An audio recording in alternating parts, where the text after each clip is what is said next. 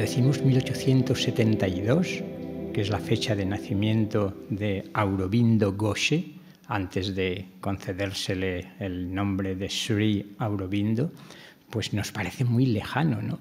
Siglo XIX, ya no es el siglo pasado, hace 2 siglos, 1872.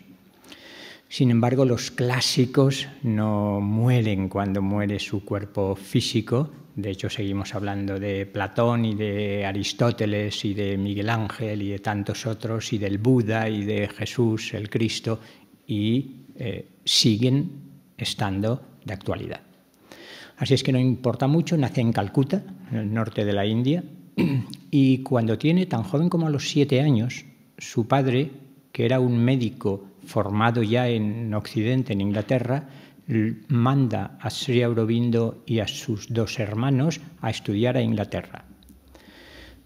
Y a la familia que los acoge les dice que no quiere que les den ninguna educación religiosa. Las religiones pertenecen ya al pasado, por tanto quiere que se formen en la cultura occidental, científica o al menos humanista.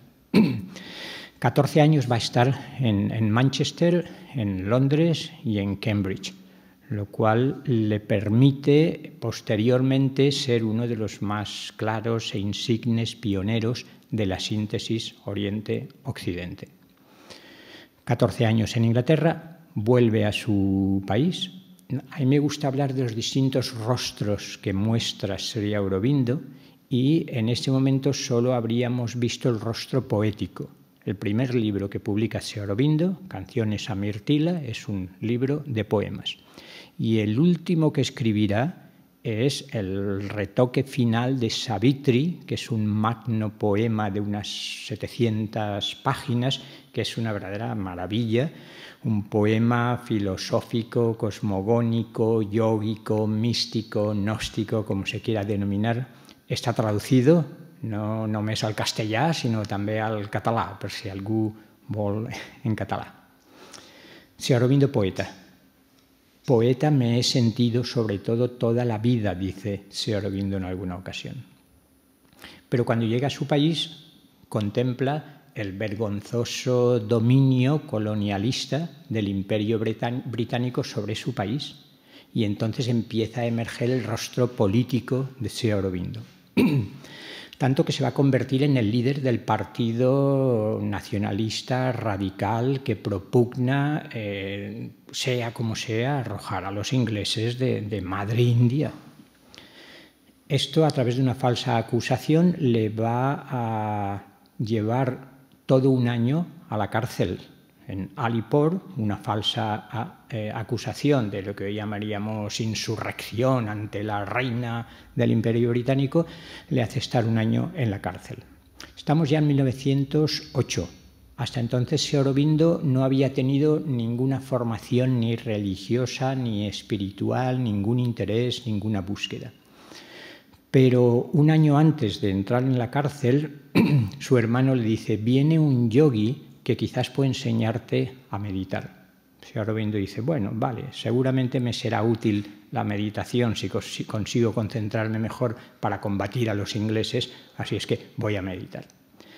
Pero en los 3 días que se encerraron en una habitación en Bombay, hoy Mumbai, Sri Aurobindo alcanzó, como explicó posteriormente, con todo lujo de detalles, la experiencia y la realización. Luego, si queréis, vemos la diferencia que podemos establecer de lo que en la tradición hindú es el Brahman Nirguna, el Brahman sin atributos, la realidad última, trascendente, inefable. Y se instaló allí. Y esta experiencia es la experiencia que esa concepción no dualista del Vedanta, representada por Shankara y en el mundo contemporáneo por Ramana Maharshi, por Nisargadatta Maharaj y por tantos otros, está convencido de que se ha instalado en esa realidad y todo lo demás es maya, como dice el Vedanta no dualista tradicional. Pero pasa el tiempo y en la cárcel empieza a tener una serie de experiencias que lo transforman por completo. Benditas cárceles, a veces malditas la mayoría de las veces, pero sabéis la cantidad de gente que ha tenido experiencias muy notables durante el tiempo que ha estado en prisión. Pues bien, allí empieza a tener una serie de experiencias espirituales muy profundas que van a cambiar su vida por completo, rostro político, da discursos, meetings políticos, escribe en 2 revistas distintas, Sri Aurobindo político. Pero después de haberse librado y en el juicio declarar que es inocente, él dice que escucha una voz interior, un adesh, casi un mandato del alma, podríamos decir, o de lo divino, dirían otros, para alejarse de la política y retirarse a Pondichéry.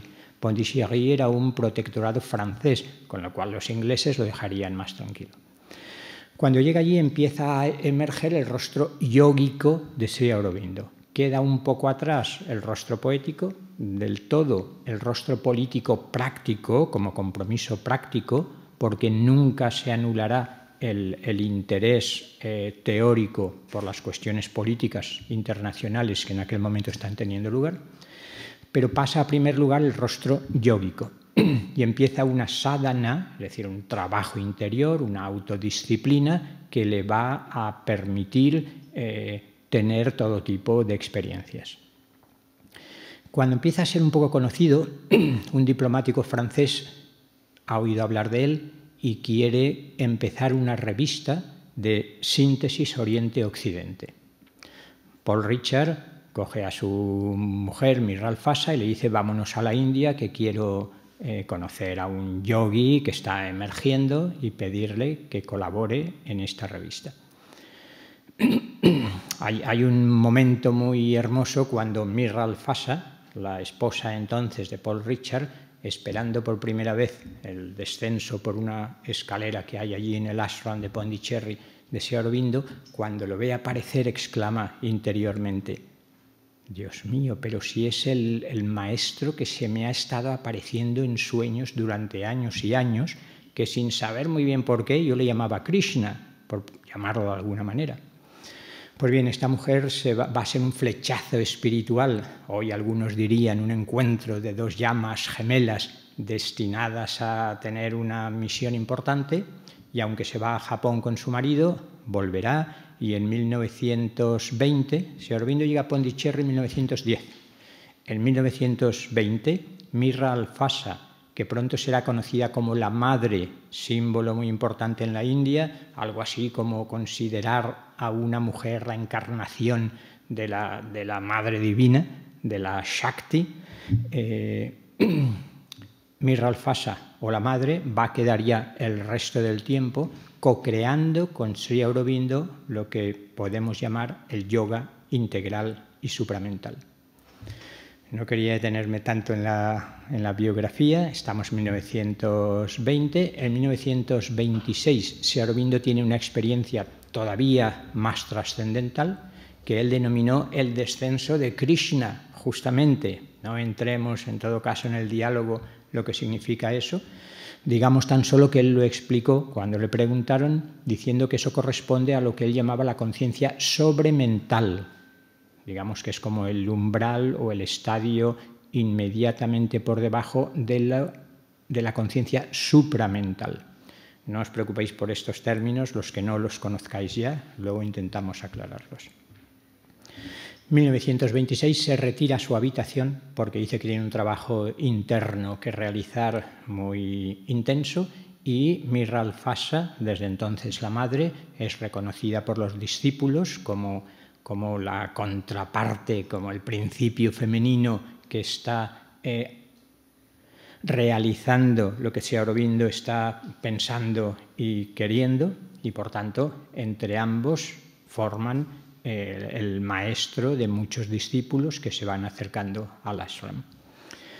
Fin de la biografía, excepto que en 1950 Sri Aurobindo le dice a madre: Mirral Fasa había tenido un pasado de experiencias igualmente místicas, ocultistas, de todo tipo, y estaba acostumbrada a salir del cuerpo a voluntad, en lo que hoy llamamos algunos viajes astrales o proyección extracorporal o como se quiera denominar.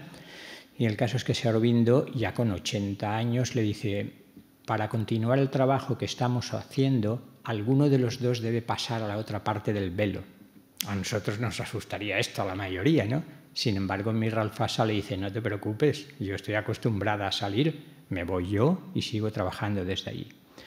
Pero Sri Aurobindo le dice, no, tengo que irme yo porque el trabajo de supramentalización del cuerpo físico, luego lo vemos un poco, te corresponde hacerlo a ti.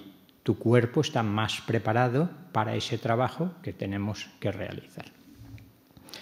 Y efectivamente, Miralfasa se queda al frente del ashram, entonces con bastantes ashramitas ya. El ashram sabéis que es algo así como la comunidad de practicantes del yoga, generalmente reunidos en torno a un maestro, no siempre, pero fundamentalmente sí.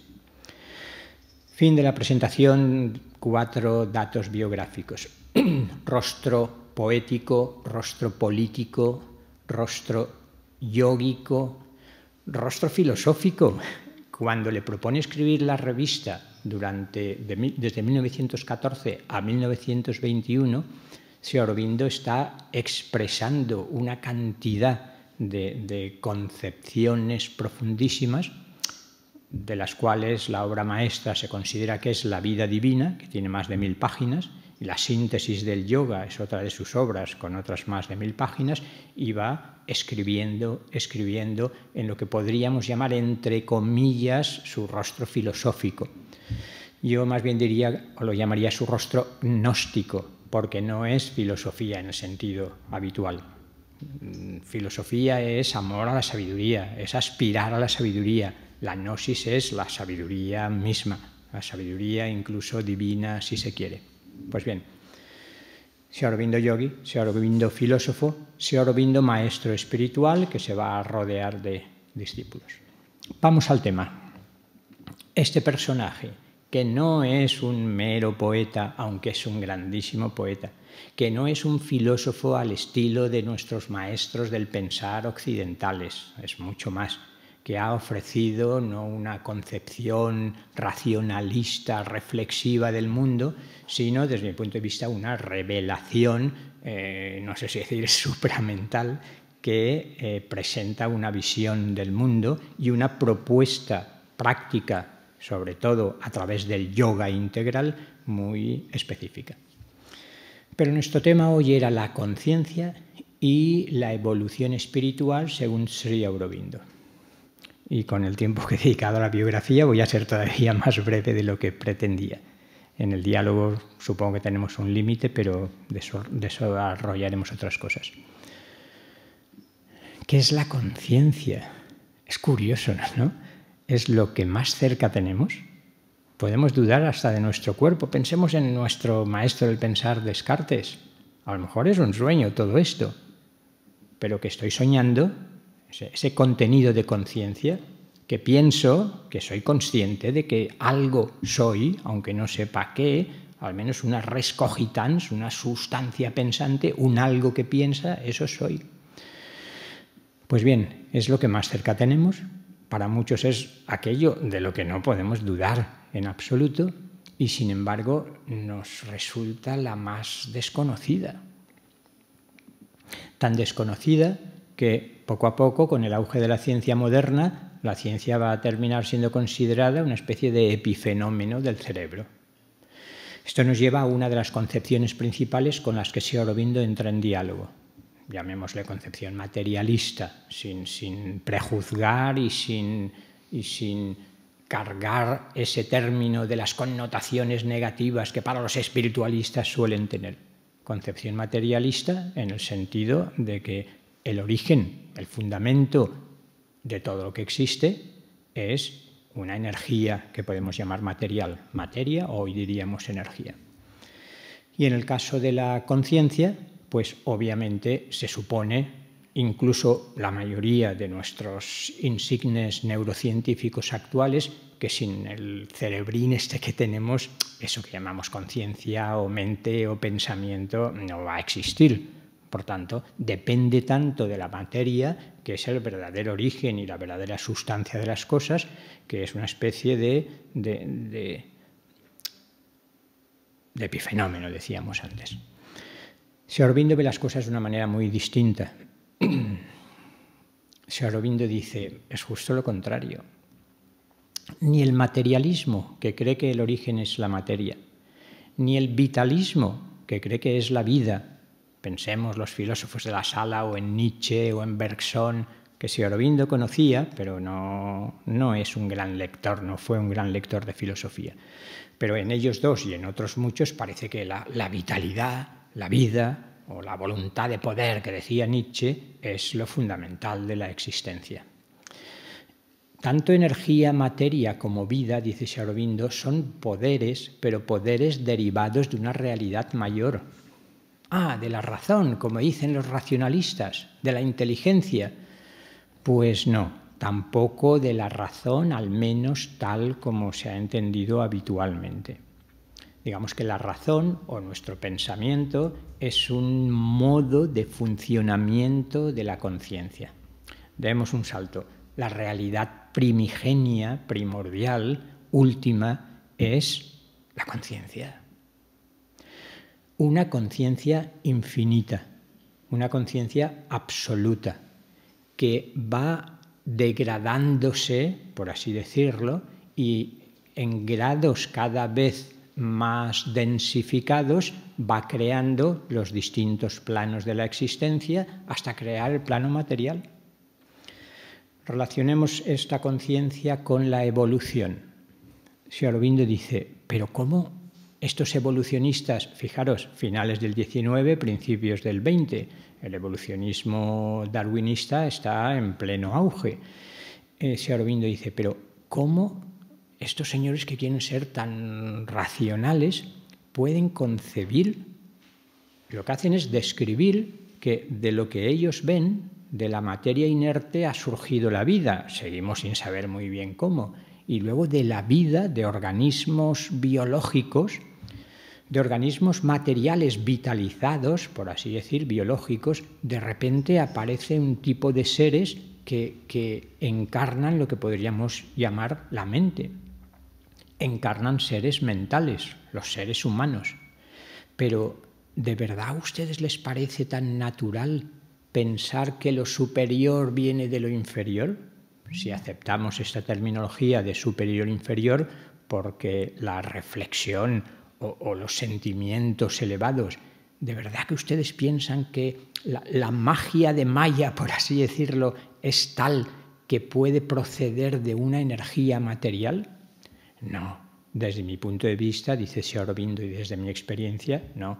Lo que sucede es que la evolución solo se explica si aceptamos una previa involución justamente de esa conciencia infinita.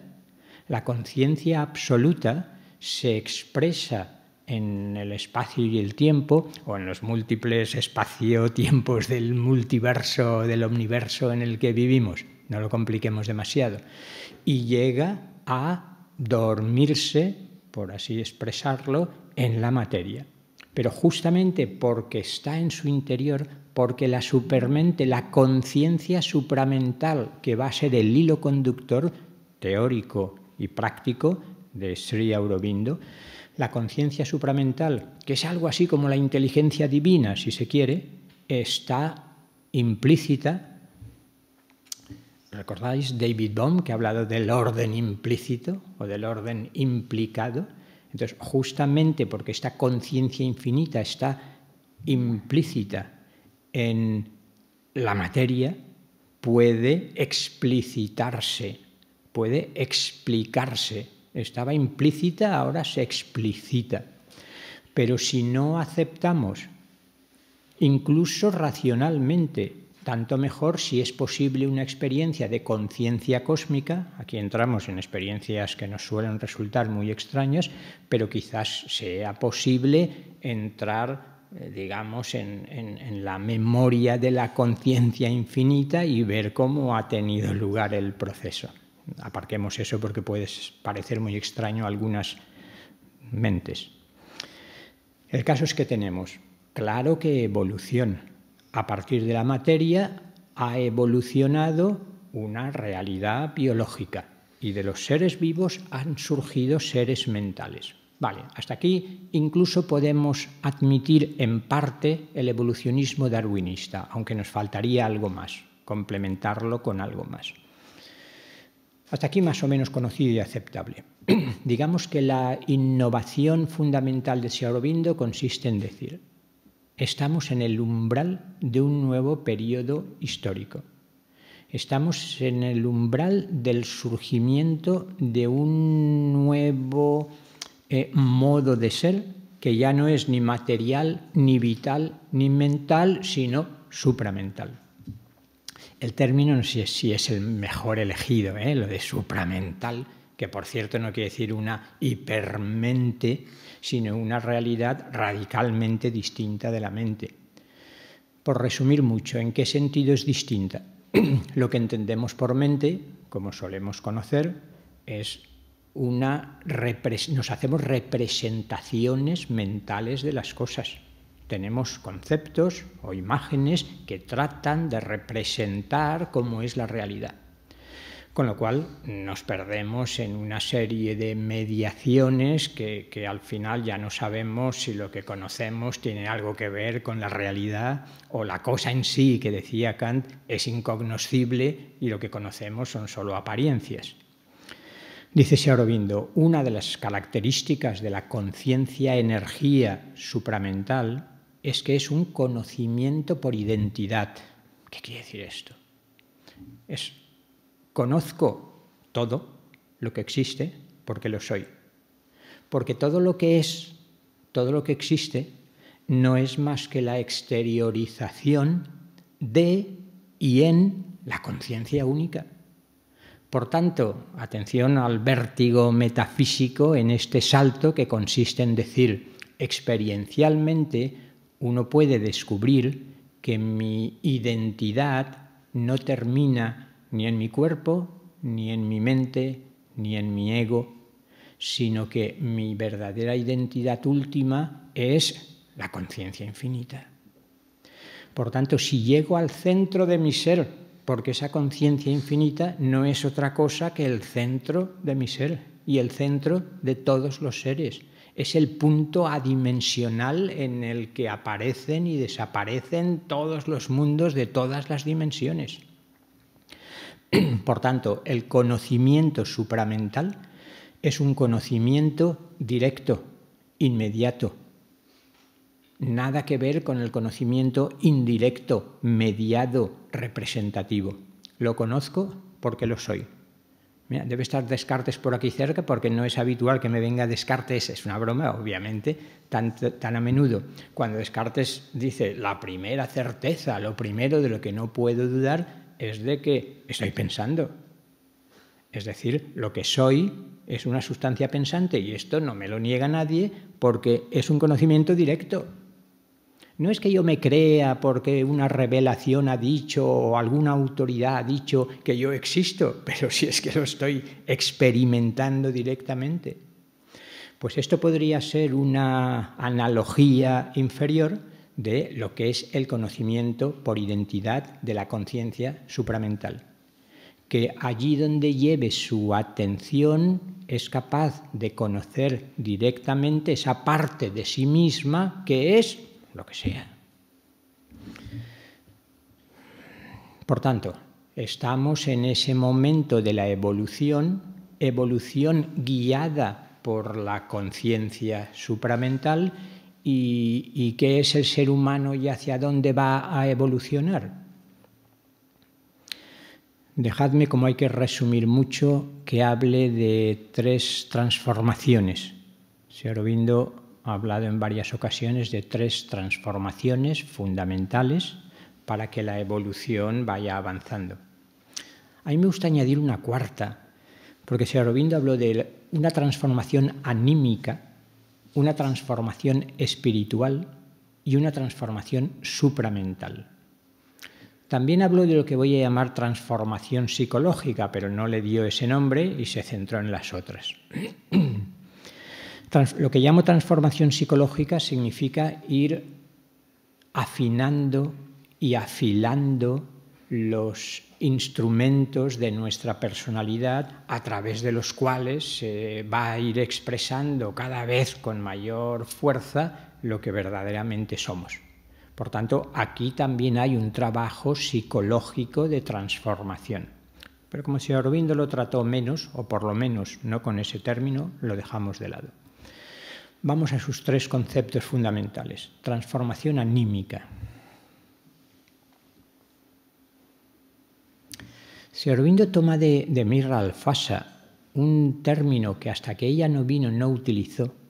Mirra Alfasa es francesa, nació en Francia, y ella empezó a hablarle de l'être psychique, que nosotros traduciríamos como ser psíquico. Y si Aurobindo, que escribía en inglés, aunque conocía perfectamente el francés también, empezó a llamar el psychic being. Todas las traducciones dicen ser psíquico. Yo en varias ocasiones he expresado que me parece confuso traducir esa realidad que está intentando mostrarse Aurobindo, que es el alma, lo que podemos llamar el ser anímico o el ser álmico, como a algunos les gusta decir hoy, y no me parece nada mal. En realidad es el alma individual que somos. Luego, la primera transformación, la transformación anímica, consiste en descubrir ese sujeto que somos y que tradicionalmente se ha llamado alma, ese ser anímico. ¿Eso qué quiere decir? Quiere decir que hasta ahora nos hemos estado identificando, y si no es así, levantad la mano, con lo que sería nuestra personalidad egocentrada. La personalidad, por utilizar la terminología de Aurobindo, pero digamos de momento que basta con esta terminología, tenemos el cuerpo físico, tenemos lo que Aurobindo llama la vitalidad, donde incluye las emociones, o por lo menos las emociones egocentradas, digamos toda nuestra afectividad personal. Y luego tenemos la mente, tres instrumentos principales. Pero esos instrumentos generalmente están coordinados por ese término que está en boca de todo el mundo, aunque cada uno lo utiliza en un sentido distinto, y es el del ego. El ego, para nosotros, profundizamos en el diálogo si queréis, yo lo caracterizaría como un constructo psicológico. De hecho, la psicología contemporánea lo ha tratado con todo lujo de detalles. La psicología de las relaciones objetales, la psicología del self, toda la psicología del desarrollo ha ido mirando con lupa cómo se va construyendo en el niño desde las primeras fases, si no antes, desde antes del parto, y qué es lo que está ocurriendo en cada una de esas etapas. Y en esto coincidirían. Es un constructo psicológico. Quizás ni siquiera es una sustancia que permanezca siendo siempre la misma. Es una especie de proceso, un conjunto de patrones, lo podríamos definir así. El ego es un conjunto de patrones mentales, lo que yo creo ser y cómo creo que son las cosas. Un conjunto de patrones emocionales, afectivos, lo que yo siento, mis miedos, mis deseos, que a fuerza de repetir actos se convierten en hábitos y en todo un carácter, y entonces afectivamente, igual que mentalmente, soy de una manera determinada. Y si queréis, una serie de patrones conductuales también. Pues este señor o señora, este ego, es el director de la orquesta de la personalidad habitualmente. El ego es una construcción sobre todo de la mente, o si queréis, según los tres patrones, es una construcción hecha de sustancia mental, de pensamientos, y muy especialmente del pensamiento acerca de qué soy yo mismo, pero también de emociones y de comportamientos. La transformación anímica consiste en descubrir que eso no es lo que verdaderamente soy.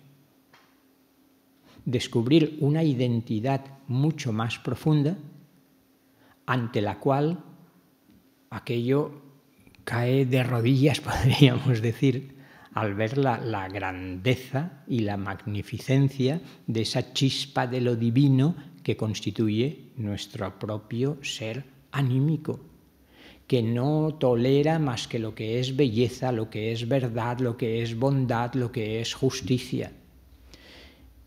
Y esto es una experiencia muy concreta Quizás para algunos la meditación puede servir, pero obviamente no solo, no caigamos en el culto a la meditación como si fuera el único camino, pero sí que en meditación quizás en algunos momentos es posible experimentar con mayor claridad, justamente porque puedo ir desidentificándome con una observación serena de todos esos movimientos de mi psique, y de repente me doy cuenta o que la mente queda en silencio, o que aunque no quede en silencio del todo, yo ya no me identifico con ella. Descubro que me he pasado la vida embotellado en mi mente y en mis emociones. Es decir, identificándome totalmente. Y hasta que no tengo esa experiencia de liberación del espíritu de la botella en la que estoy embotellado, del genio de la botella, ni lo sospecho. Y vamos por la vida totalmente convencidos. Es que estamos tan pegados a nuestro ego que vamos por ahí tachín, tachín, tan contentos, convencidos de que somos eso. Y entonces, claro, el temor a la muerte, a cualquier cosa.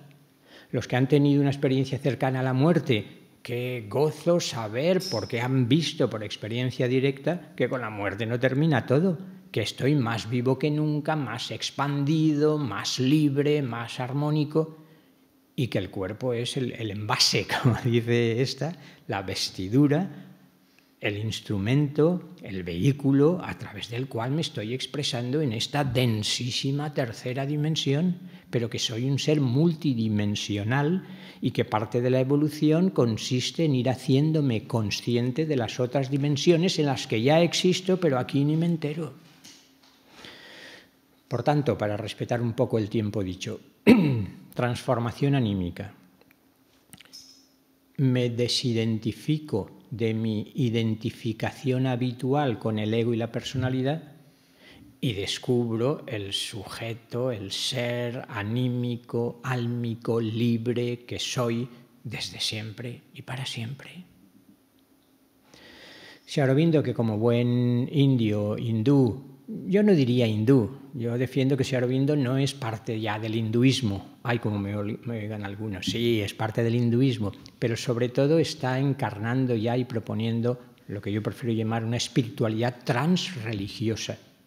No es hinduista en el sentido tradicional de una serie de mitos, de creencias, de ritos, de prácticas.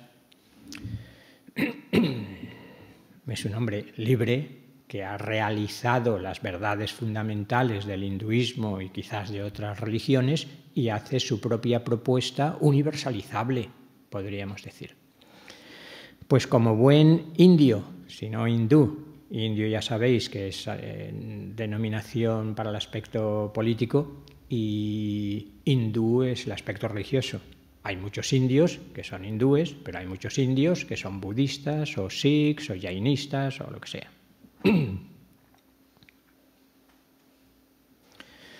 Transformación anímica. He descubierto quién soy y si cabe que vivo no solo esta vida, sino que a lo largo de las muchas vidas que he vivido soy el mismo.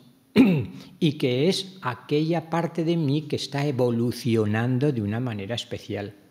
También está evolucionando el cuerpo y el cuerpo afectivo, si se quiere, y el cuerpo mental, pero lo importante es la evolución del ser álmico, del ser anímico.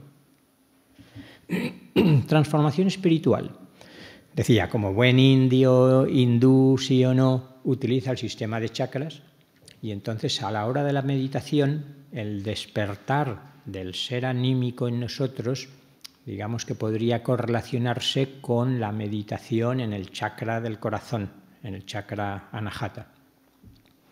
Mientras que la transformación espiritual a la que paso ahora tendría más relación con el sahasrara, con el chakra coronario encima de la cabeza. Lo que él llama transformación espiritual, de nuevo un término que puede confundir, porque se está refiriendo a el descubrimiento de campos mentales, entre comillas, en rigor, campos de conciencia mental, pero mucho más amplios, de conciencia-energía, porque siempre están unidos conciencia y energía, Shiva y Shakti, es el descubrimiento de campos de conciencia, energía mucho más amplios, expandidos de los que habitualmente conocemos. Y por tanto, esa meditación que me sitúa ya no en el fondo de mí mismo, el ser álmico, anímico, sino en la apertura a campos de conciencia, energía superiores, que si queréis, por utilizar un término en algunos ambientes frecuente, culminaría en la experiencia de conciencia cósmica. Algunos conoceréis a ese psiquiatra canadiense, Richard Bucke, que sin comerlo ni beberlo, de repente, contemplando el mar, tiene una expansión de conciencia que él identificó con la conciencia cósmica y escribió un precioso libro con ese título, Conciencia Cósmica. Uno de los pioneros de la psicología transpersonal, digamos. Vale, con esto ya tenemos mucho. La apertura del corazón y el descubrimiento del ser anímico, muy relacionado con la afectividad, con el amor, con la belleza, con el gozo, con esa felicidad a la que hace referencia la Ananda del hinduismo, se le une la apertura de nuestra conciencia a campos de conciencia y energía superiores. ¿Algo más nos va a faltar? Sí, mucho más. Mi yoga empieza, dice Sri Aurobindo, allí donde terminan los demás yogas. ¡Ostras! ¿Qué quiere decir esto? Pues que tradicionalmente la mayoría de los yogas y de las corrientes orientales, hinduistas, lo que quieren es liberarse de este mundo tan denso, del samsara, de la rueda de nacimientos y muertes, liberarse de este cuerpo que tanto nos hace sufrir y pasar más allá, o fundirse con Brahman. Mientras que Sri Aurobindo dice, no, eso es fantástico, pero esto es la mitad del camino, es el momento ascendente. Yo me descubro libre del cuerpo, de la mente y del mundo.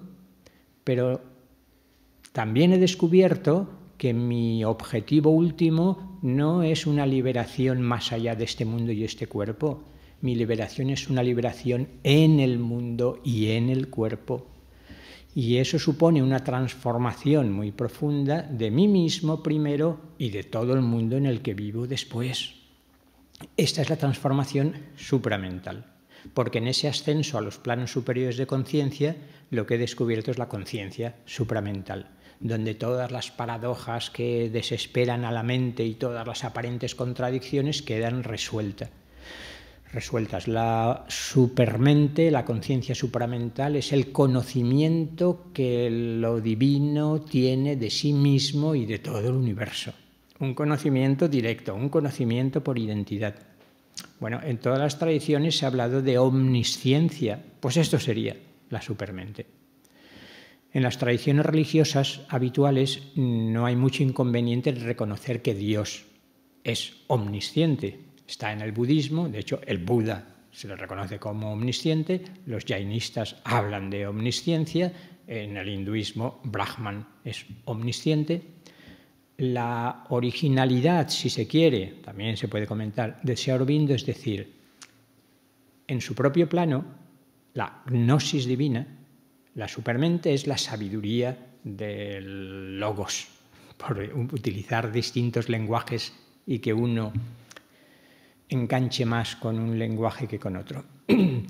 La cuestión es que ahora ha llegado el momento, después de toda la evolución anterior, de poder encarnar en un cuerpo físico, en un cuerpo originalmente animal, en un cuerpo humano hoy, ese conocimiento supramental, esa conciencia supramental, esa energía supramental que me transforma completamente. Y no solo transformarme yo, que es el primer paso, o simultáneamente transformar también en todos los sentidos el mundo que me rodea, hasta hacer que mi cuerpo sea realmente el templo del espíritu y que el mundo sea en su conjunto el templo del espíritu. No estamos hablando de que pasado mañana vaya a suceder esto. No se trata de una ascensión súbita a la conciencia supramental, sino de un trabajo lento, profundo, intenso, y quizás no tan lento en los tiempos que corren, porque claro, no es que nos vayamos a elevar nosotros tirándonos de los pelos, como dice aquel, es que la hora de Dios ha llegado. Uno de los títulos de un librito de Sri Aurobindo es The Hour of God, la hora de Dios. Y podríamos decir ahora que el ritmo del absoluto manifestado está tocando la campanilla para pasar a una nueva cosa. Y esa nueva cosa que nuestra mente no puede concebir. Cuando le decían, es que, Sri Aurobindo, no entendemos todavía qué es la supermente, ¿nos lo puede explicar? Dice, no, imposible. ¿Se imaginan ustedes a Einstein intentando explicarles a los antropoides prehumanos la teoría de relatividad? Es imposible. Pues explicar a una razón mental humana lo que es la conciencia supramental es igualmente imposible. No le da a la pobre mente tan estructurada y con cajoncitos tan pequeñitos entender lo que es la conciencia-energía supramental, que no solo es conciencia-conocimiento, que es también voluntad, que es poder, que es energía, que es gozo, que es amor, que es compasión. ¿Cómo quieren ustedes que nos podamos embutir toda esa realidad en la cabeza? Así es que quizás la transformación ocurrirá y a medida que vaya ocurriendo, porque uno se va abriendo a esos campos que desde sí mismos están descendiendo, porque ya es el momento de que la humanidad sufra una mutación importantísima, ya lo comprenderán ustedes, no se preocupen tanto con su mente cuadriculada de comprender. Y aún así no se cansó de escribir miles de páginas intentando explicar en qué consiste la supermente. Y menos mal que me han dejado un reloj allí para que no tenga excusa, así es que vamos a dar paso al diálogo.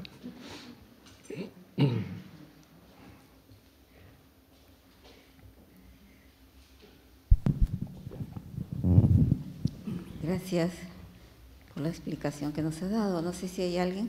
El señor, a ver, le pongo el micrófono.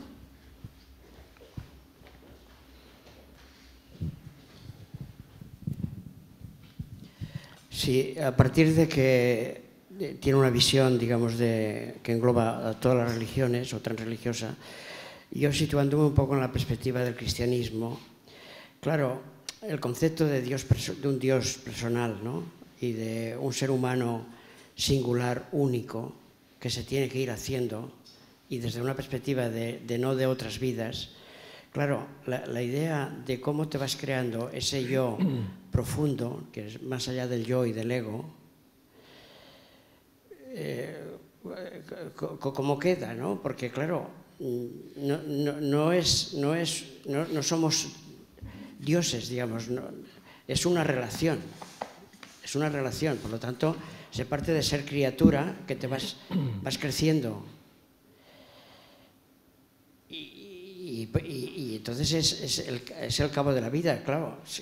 ¿Dónde queda este yo profundo si hay otras vidas después? Entonces, claro, ahí no sé este concepto cómo lo asumen, aunque sé que ahora, por ejemplo, el Vedanta no dualista se está extendiendo mucho en todas las espiritualidades, incluso la cristiana, ¿no? Pero claro, ahí parten de la idea de que el fondo de uno es un yo divino, ¿no? O sea, es una disolución en esa gota de agua en el océano, incluso en Paniker, ¿no? Claro, hay mucha confusión ahí ontológica, yo encuentro, en estos conceptos, ¿no? Gracias. Sri Aurobindo tiene su propia concepción que no cabe identificarla con el Vedanta clásico, ni con el Vedanta no dualista, ni con el Vedanta dualista, ni con el Vishishtadvaita, que es ese no dualismo modificado. Por otra parte, la cuestión de la reencarnación, que hasta hace poco al menos, ahora ya no tanto, para muchos formados en el cristianismo suponía un gran problema, yo creo que se están rompiendo esas barreras y sabéis que muchas estadísticas, pienso en las realizadas en Estados Unidos, hay un porcentaje de cristianos que aceptan ya con total naturalidad la reencarnación importante. Pero aparte de esos datos estadísticos, en las últimas décadas se ha producido también una lluvia de experiencias directas y de estudios acerca de la reencarnación que yo creo que para quien se tome en serio esos testimonios y esos argumentos y esas reflexiones, empieza a parecer algo muy razonable. Igual que las experiencias cercanas a la muerte, decíamos que se han ido multiplicando hasta constituir un campo fascinante por sí solo y que arroja mucha luz respecto a esa identidad de la que estoy hablando. Es más, yo lo vería como una confirmación de una concepción antropológica del tipo que estoy exponiendo. Sabéis también que hay miles de terapeutas de vidas anteriores que han permitido regresar conscientemente, no solo bajo hipnosis, a miles de personas que han reconocido su misma identidad personal en vidas anteriores, incluido el célebre Raymond Moody, el primero que escribió sobre experiencias cercanas a la muerte, que además de psiquiatra era cristiano. Se encontró a una amiga suya de la universidad, quedaron un día. ¿Tú a qué te dedicas? Bueno, tú te has hecho famoso, Raymond, ¿no? Sí, con el libro este de Vida más allá de la vida. ¿Y tú a qué te dedicas? Yo a regresar a las personas a vidas anteriores con un fin terapéutico. ¿Qué es eso? Pero de verdad, ¿tú crees en vidas anteriores? Pero yo soy cristiano, ¿cómo voy a creer en vidas anteriores? Bueno, vale, si quieres quedamos en casa, en mi gabinete y te hago una regresión. El pobre Raymond Moody salió ese día desconcertado porque dijo haber visto, no solo visto, revivido con total evidencia 6 o 7 vidas anteriores suyas y que no le cabía ninguna duda de que era él mismo en ese sentido más profundo. El tema de la reencarnación es un mundo por sí solo. Por lo que dices, ¿tienes en mente la visión del Vedanta clásico donde el individuo se funde y desaparece en el absoluto? El Vedanta de Sri Aurobindo se suele denominar Vedanta integral, igual que su yoga integral, porque realmente consigue una integración de las distintas tradiciones y de los distintos aspectos increíble, incluso para la mente. ¿Por qué? Porque en la visión de la conciencia supramental, como decíamos, todas esas aparentes contradicciones desaparecen. Y concreto, normalmente el Vedanta clásico, bueno, no profundicemos ahí, Shankaracharya y demás, es cierto que defiende que lo divino es impersonal. El Brahman Nirguna que experimentó Sri Aurobindo no tiene el carácter personal que técnicamente reconoceríamos. Los personalistas, como las tradiciones proféticas abrahámicas, generalmente al menos, mayoritariamente, judaísmo, cristianismo e islam, suelen ser personalistas en ese sentido. No, Dios es una persona, si se quiere la persona infinita, pero persona.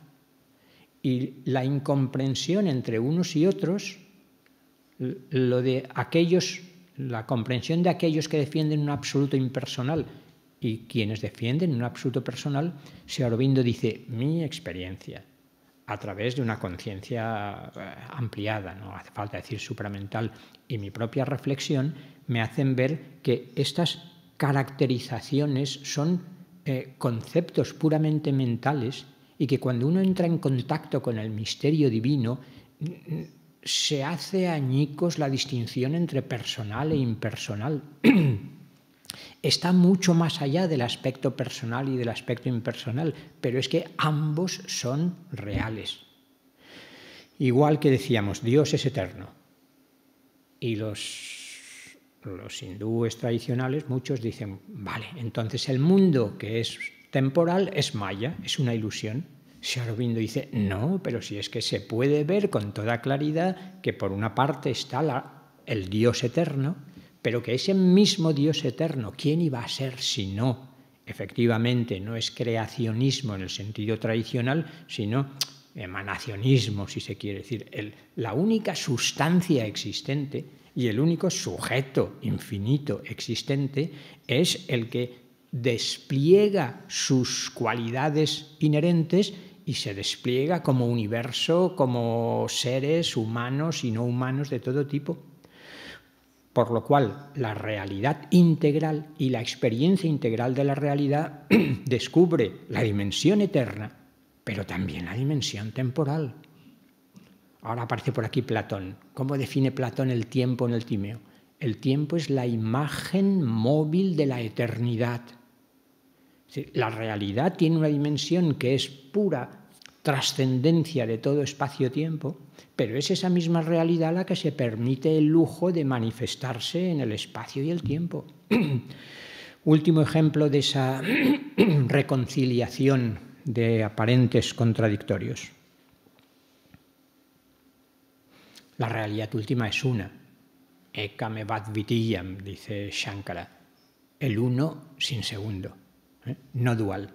La multiplicidad es parte de Maya, es parte de la ilusión. Y por eso el despertar, la iluminación, se entiende como que descubro que mi individualidad, por espiritual que fuese, es puramente aparente y lo único que hay realmente es el Brahman único, eterno. Sri Aurobindo dice, ya estamos con las dualidades justamente, incluso dentro de los no dualistas. Pero si mi experiencia, lo que me está diciendo, una experiencia yógico, mística, gnóstica del máximo nivel, a mi entender, lo que está mostrándome es que el uno y los muchos no son opuestos irreconciliables. El uno, sin segundo, se puede permitir el lujo de simultáneamente, desde siempre y para siempre, expresarse a través de una infinidad de centros de conciencia, voluntad, amor, que es nuestra identidad individual. ¿Se ve? Con lo cual, la realidad integral y el conocimiento integral de qué soy yo es una, aparte del cuerpo, la personalidad, el ego, soy una conciencia individual eterna y también que se despliega en el tiempo como imagen móvil de la eternidad. Pero es que esa conciencia individual puede expandirse y descubrir que desde siempre y para siempre es la conciencia cósmica, la conciencia infinita. Y ese individuo que profundiza en la experiencia de la conciencia llega a trascender lo individual y lo cósmico y descubrir que todo el cosmos y toda la multiplicidad de individuos son expresiones de aquello que lo trasciende. Y eso también es mi realidad. Es decir, sois dioses, sí, y lo habéis olvidado. Esto no lo dice Sri Aurobindo, esto lo dice la propia Biblia. Sois Dios, sois, dejadme que utilice este lenguaje más contemporáneo. Somos a imagen y semejanza, somos un fractal de lo divino. Pero no solo el fractal, que sería parte, es que somos la parte, la totalidad y lo infinito que trasciende las partes y las totalidades. Se ve qué visión, y sobre todo si es experiencial. Con lo cual, todo es divino, y no es un panteísmo craso que, como algunos leen a Spinoza, que Dios y la naturaleza se identifican. ¿Qué va? La naturaleza es una pequeñita expresión de las infinitas posibilidades del absoluto divino que la trasciende. Por tanto, en el fondo somos conciencia individual, conciencia universal y conciencia trascendente. Ese, desde mi punto de vista, es el misterio de la existencia y la grandeza de mostrarlo en el caso de Sri Aurobindo con toda brillantez. Radica en eso. Ni solo individuo, ni solo conciencia universal, ni solo realidad trascendente y todo lo demás es maya e ilusión. Todo simultáneamente.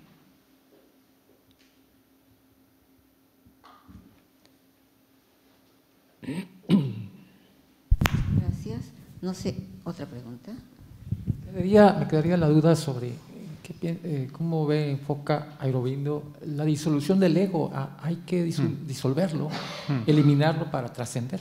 Sí.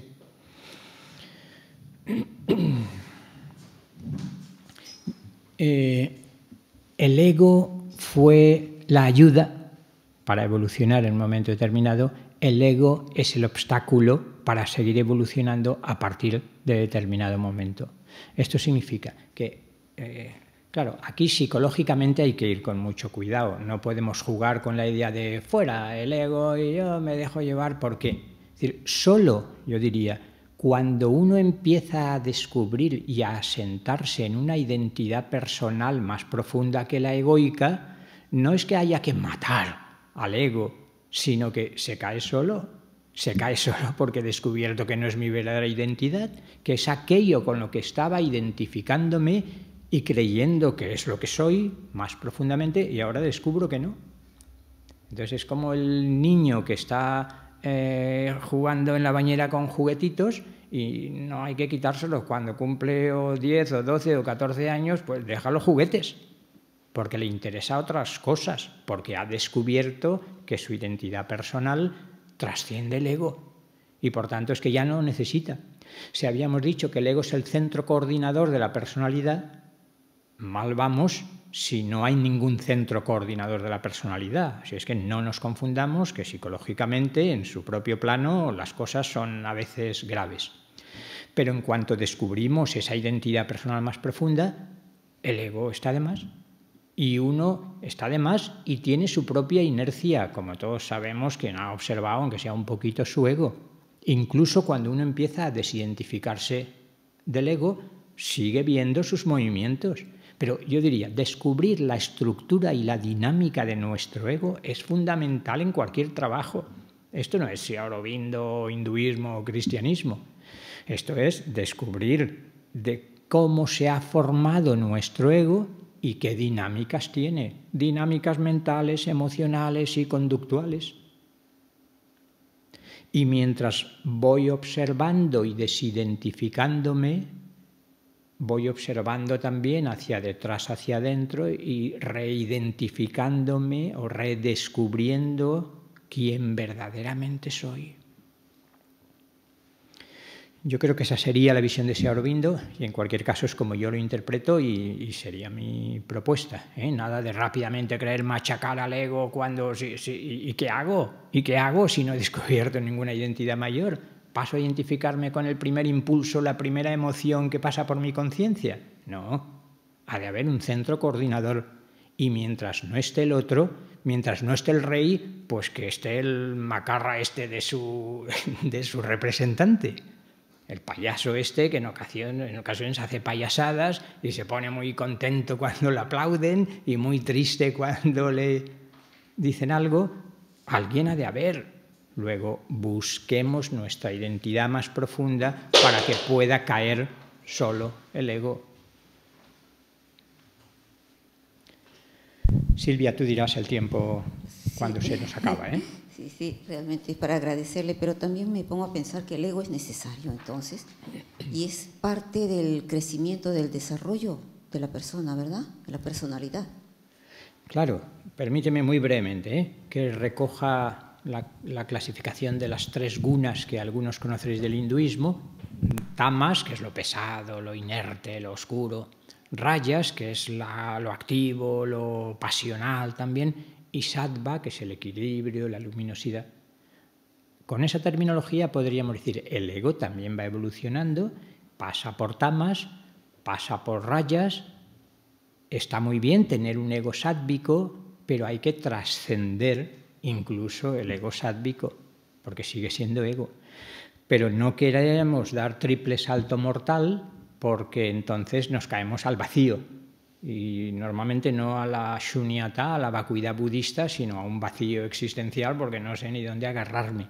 Por tanto, el ego es muy necesario, fue nuestra ayuda, decía Sri Aurobindo, durante buena parte del camino, para formarnos una individualidad aquí, justamente. Pero ahora tenemos que trascender la individualidad egoica descubriendo otra identidad. Por tanto, es muy necesario y que uno vaya viendo y discriminando dónde está. Si puede soltarle el ego o todavía no, y no pasa nada.